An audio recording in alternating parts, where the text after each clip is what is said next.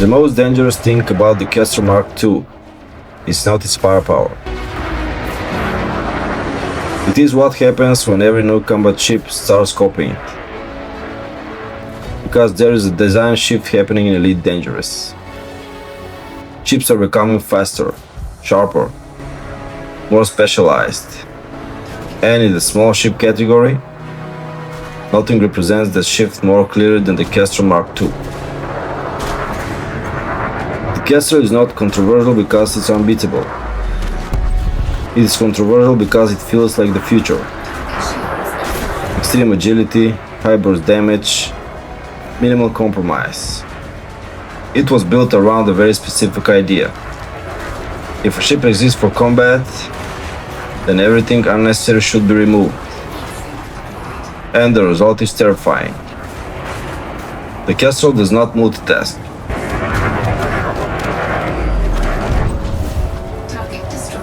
It hunts. Fast enough to stay on target. Precise enough to punish mistakes. A small ship designed with almost no wasted motion. In many ways, the Kestrel has become the benchmark for modern small ship combat. And benchmarks change expectation.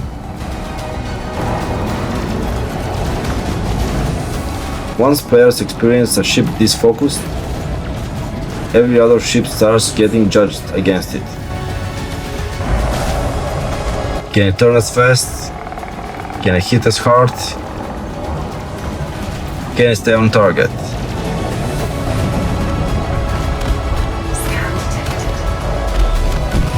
And if combat performance is the only thing that matters, the Kestrel wins that argument. Full stop. But that creates a dangerous assumption that every ship should evolve towards specialization. And then there is the Cobra Mk V.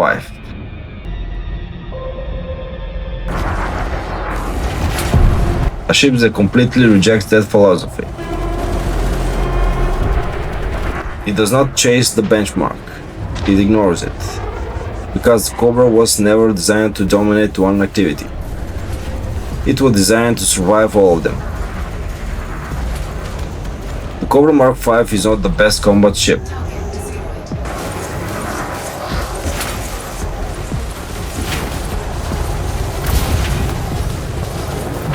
Not the best trader.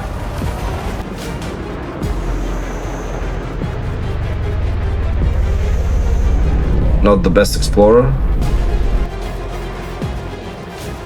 And that is exactly why it matters. 3 medium hard points. Strong internal flexibility.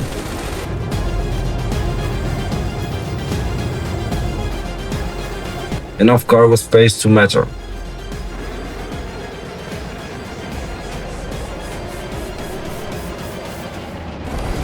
Enough speed to escape. Enough firepower to survive.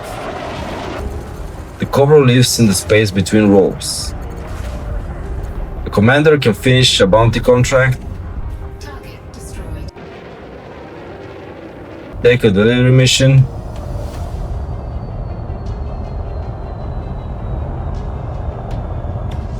jump 20 systems, and still survive an interdiction the way home. That flexibility is not accidental. It is the entire point of the ship. The Kestrel and the Cobra are not rivals. They solve different problems. The Kestrel asks, how efficient can combat become? The Cobra asks, how much freedom can a single ship provide? One ship is optimized for a role, the other is optimized for a player.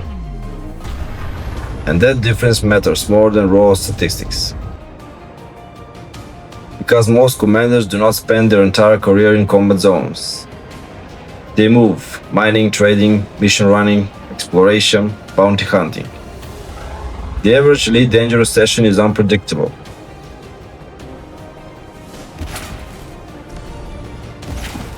And specialized ships are incredible.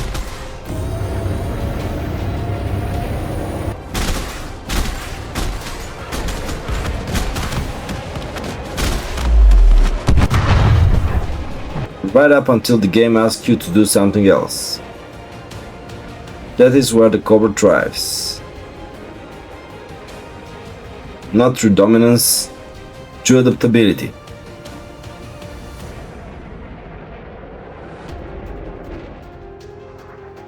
The Cobra is the kind of ship that lets the commander log in without a plan, and somehow still have a productive night. The common mistake is assuming that specialized ships replace generalistic ships. They do not. They simply push optimization further. The Kestrel represents maximum combat focus, but the Cobra operates on a completely different principles. Minimum restriction. It does not try to win every category. It tries to remain useful in all of them. And in a galaxy filled with ships demanding commitment, that flexibility becomes powerful. The Kestrel shows where small ship combat is going. Fast, focused, unforgiving, it is a predator. But the Cobra Mark V represents something else. Freedom, adaptability, choice. It is not the ship for commanders who want one perfect role. It is the ship for commanders who don't want to be trapped inside one. And in a galaxy that increasingly rewards specialization, the ability to remain unspecialized may be the most valuable advantage of all.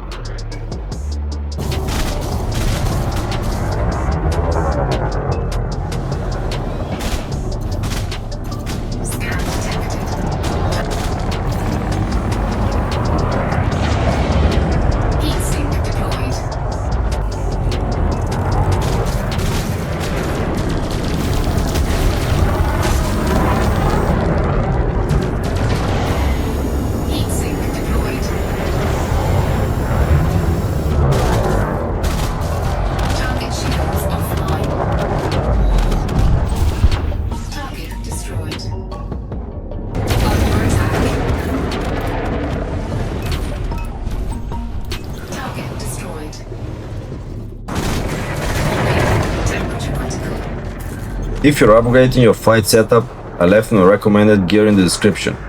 Until next time, Commander, fly dangerous.